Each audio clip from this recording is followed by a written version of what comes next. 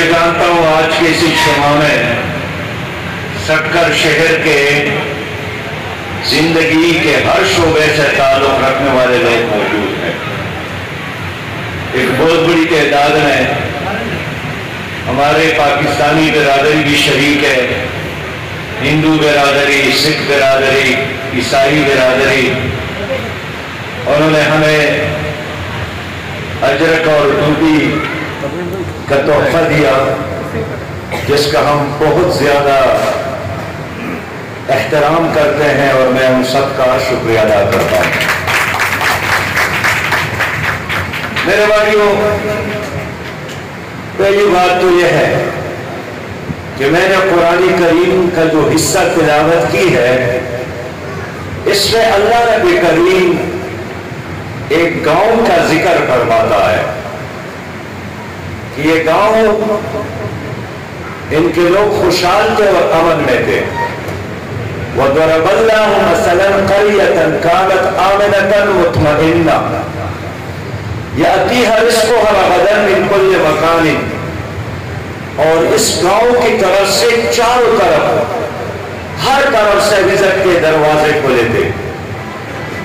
وَكَفَرَتْ بِأَنْعُمِ اللَّهِ، تو اس گاؤں کے لوگوں نے اللہ کی نعمتوں کو ٹکرایا، بغاوت کیا، سرکشی اختیار کی۔ پھر کیا ہوا؟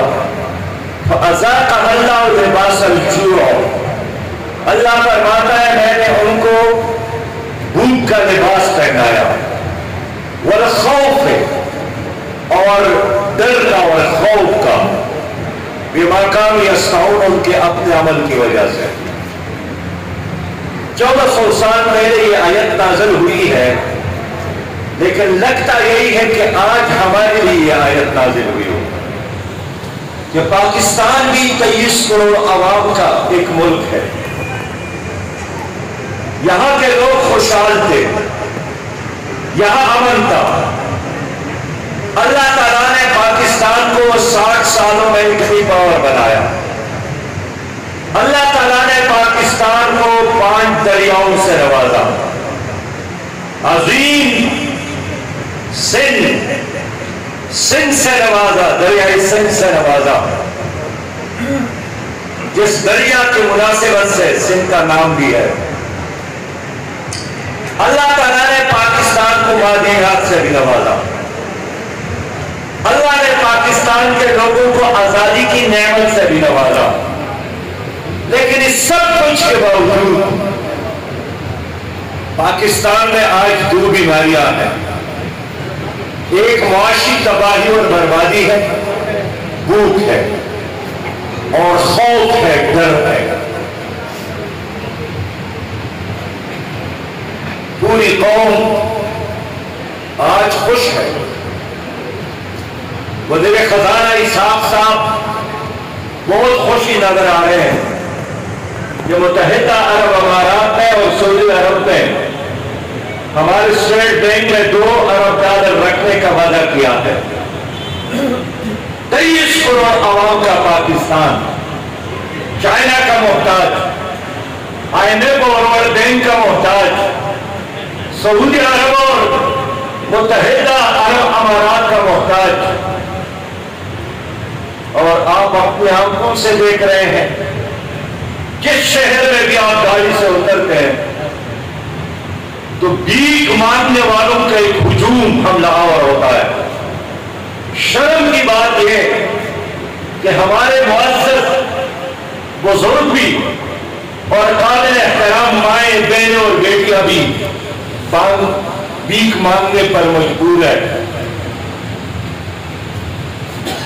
شدید دھوپ میں آپ کے چھوٹے چھوٹے بچے ماؤں کے گود میں ہوتے ہیں اور سڑک پر صبح سے لے کر شام تک بھیک مانگنے پر مجبور ہے۔ آپ لوگوں کا یہ خیال ہے کہ کوئی آدمی اپنے گھر میں عزت کے ساتھ ہو اور وہ بھیک مانگتا ہے؟ ایسا نہیں۔ کوئی عورت بھیک مانگنے کے لیے اپنے گھر کی چاردیواری کو چھوڑتی ہے؟ ایسا نہیں۔ کوئی بزرگ اپنے گھر کے سایہ کو چھوڑ کر دھوپ میں کڑا ہونا پسند کرتا، ایسا نہیں، مجبوری کی وجہ سے۔ نبی مہربان صلی اللہ علیہ وسلم نے فرمایا کہ بنی اسرائیل میں قحط آیا اور لوگ قحط اور بھوک کی وجہ سے مرنے لگے، تو ایک آدمی بہت سرمایہ دار تھا، اس نے دیکھا کہ ایک پڑوس میں رہنے والی عورت ہے جن کے ساتھ وہ محبت کرنا چاہتے تھے۔ جب اس کو محسوس ہوا کہ اس وقت وہ مجبور ہے، ان کو بلایا اور کہا کہ 60 دینار آپ لے لے اور اپنا جسم میرے حوالہ کر لے، میری جنسی خواہش پوری ہوگی اور آپ کا بھوک ختم ہوگا۔ وہ بیچاری مظلوم مجبور راضی ہو گئے، لیکن جب یہ آدمی ان کے جسم کے قریب بیٹھ گیا اور ان کے کپڑوں کو ہاتھ لگانا شروع کیا تو تر تر کانپنے لگے اور رونے لگی۔ تو اس آدمی نے پوچھا کہ کیا میں نے تمہارے اوپر کوئی ظلم کیا ہے؟ انہوں نے کہا کہ آپ نے تو ظلم نہیں کیا ہے، انما حملنی علیہ الحاجہ، میری بھوک نے مجھ پر ظلم کیا ہے، میری مجبوری نے مجھ پر ظلم کیا ہے۔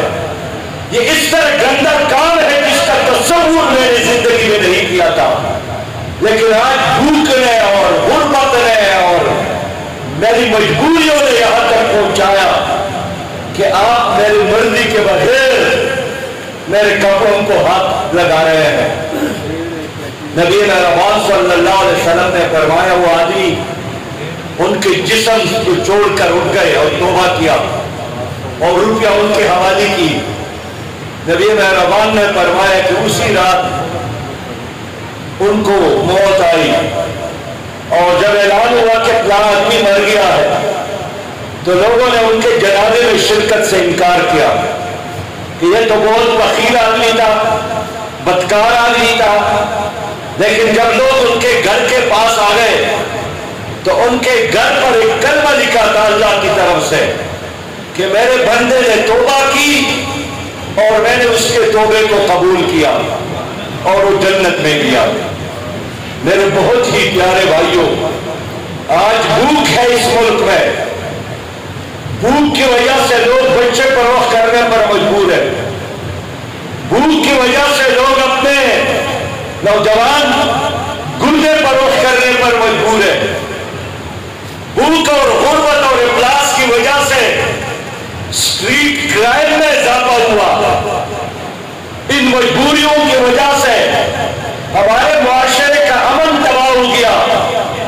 حال یہ ہے کہ پاکستان میں 2% ایسے لوگ ہیں جنہوں نے 98% کے وسائل پر قبضہ کیا ہے، 5% ایسے جاگیردار ہیں جن کے ساتھ 62% پاکستان کی زرعی زمین ہے۔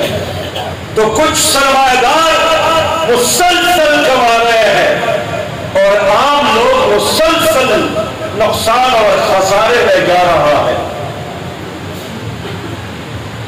آج پاکستان کی کرنسی تباہ ہو گئی، افغانستان بنگلہ دیش کا ٹکا، نیپال اور بھوٹان کی کرنسی ہم سے بہتر، 300 تک ڈالر پہنچنے والی ہے۔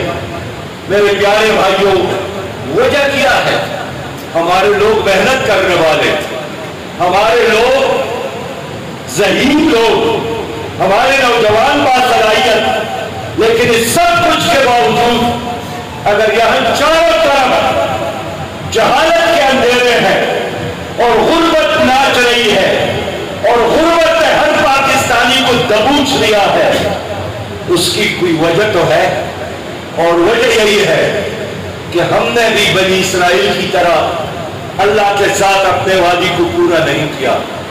ہم نے وعدہ کیا تھا کہ اللہ تعالیٰ ہمیں یہ ملک دے دے، یہاں ظلم نہیں ہوگا، یہاں بے انصافی نہیں ہوگی، یہاں کلمے کا راج ہوگا، یہاں عدل اور انصاف کا راج ہوگا، یہاں محبت اور مساوات ہوگی۔ لیکن 75 سالوں میں ہم نے اللہ کے ساتھ کوئی وعدہ پورا نہیں کیا، اور اللہ تعالیٰ نے اس بے وفائی کے بدلے ہمیں بھوک کا لباس پہنایا، ہمیں خوف کا لباس پہنایا۔ یہاں بدامنی ہے، رات کو سفر کرنا مشکل ہے۔ ابھی میں گھر سے آ رہا ہوں، ڈاکٹر اجمل ساون کے گھر سے بے دردی کے ساتھ جس کو قتل کیا گیا، کل میں جیکب آباد کا لاڑکانے کے لیے جانے کا ارادہ، لوگوں نے بتایا کہ رات کے وقت اب آنا جانا مشکل ہو گیا ہے۔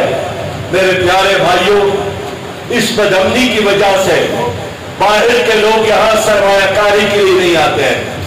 اس بدامنی کی وجہ سے 1 کروڑ اوورسیز پاکستانی اپنا پیسہ یہاں لگانا نہیں چاہتا ہے، اس لیے کہ ان کی پراپرٹی غیر محفوظ ہے، ان کی جان اور مال اور عزت غیر محفوظ ہے۔ تو کوئی پاگل ہے کہ اپنا پیسہ اور اپنی جان خطرے میں ڈال کر یہاں پر آ جائے۔ میرے دوستو، آج پاکستان ہے جہاں ایک ایسا نظام مسلط ہے جس کی وجہ سے 23 کروڑ عوام کے لیے سانس لینا مشکل ہو گیا ہے۔ اس کا علاج کیا ہے اور اس کا سبب کیا ہے؟ اس کا سبب کسی نے ہمارے خلاف ایک دم بم استعمال نہیں کیا۔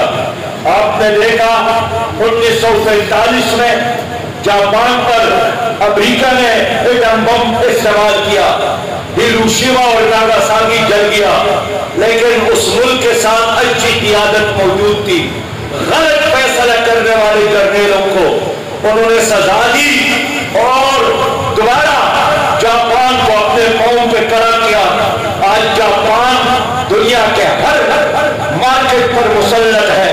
یا چائنیز چیز آپ کو ملے گی یا جاپان کی بہترین کوالٹی آپ کو ملے گی۔ اور آج جاپان نے ترقی کی ہے، بلکہ ترقیات کا ممالک کا امام بن گیا ہے۔ اس لیے بم سے بھی کوئی قوم تباہ نہیں ہوتی ہے، قوم تباہ اور برباد ہو جاتی ہے کرپٹ لیڈرشپ سے، نالائق قیادت سے، بزدل حکمرانوں کی وجہ سے۔ آج آپ مجھے بتائیں سکر والوں، کون سی بیماری ہے جو آپ کے حکمرانوں میں نہیں ہے؟ کرپشن اس کی وجہ سے ہے، رشوت ان کی وجہ سے ہے، بدامنی ان کی وجہ سے ہے، دنیا ہمارا مذاق اڑا رہی ہے ان کی وجہ سے۔ انہوں نے توشہ خانے کو لوٹا، انہوں نے کشمیر کو انڈیا کے حوالے کیا، انہوں نے ٹرانسجنڈر جیسے بیہودہ قانون کو پاس کیا، انہوں نے ہمیشہ اسٹیبلشمنٹ کا سہارا لے کر ناجائز حکومتیں قائم کی ہے۔ اور آج ان لوگوں کی وجہ سے ہماری عدالتوں میں انصاف نہیں ہے، ان لوگوں کی وجہ سے غریب کے بچے کو کوالٹی کی تعلیم اور ایجوکیشن نہیں ملتی، آج ان لوگوں کی وجہ سے ڈگری ہولڈر نوجوان بھی بے روزگار کر رہا ہے، آج ان لوگوں کی وجہ سے پاکستان کے 85% عوام غیر صحت مند پانی پینے پر مجبور ہے، آج ان ظالم حکمرانوں کی وجہ سے 2.25 کروڑ آپ کے بچے تعلیمی دنیا سے باہر ہے، آج ان ظالم حکمرانوں کی وجہ سے 11 کروڑ پاکستانی غربت کے لکیر سے نیچے زندگی گزارنے پر مجبور ہے۔ ہمارے کل قومی بجٹ اس کا 4.1 ٹریلین بجٹ یہ سود میں چلا جاتا ہے۔ اس لیے ہمیں خطرہ امریکہ سے، انڈیا سے، فرانس سے، برطانیہ سے اتنا نہیں ہے جتنا خطرہ ان حکمرانوں کی وجہ سے ہے۔